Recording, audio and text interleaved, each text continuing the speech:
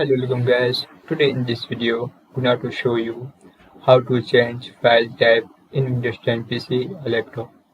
So guys, if you want to change file extension, so very easy. Firstly, click on this PC, click on view, click on options.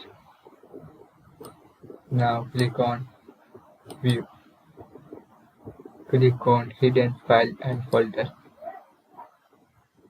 and here option hide extension for no file types. So check this box. Click on apply, click on OK. That is. So guys, this is very simple and easy method if you want to change file type in Windows 10 PC or laptop. If you want to change file extension, that is. Thank you for watching this video. Please subscribe to my channel for latest update.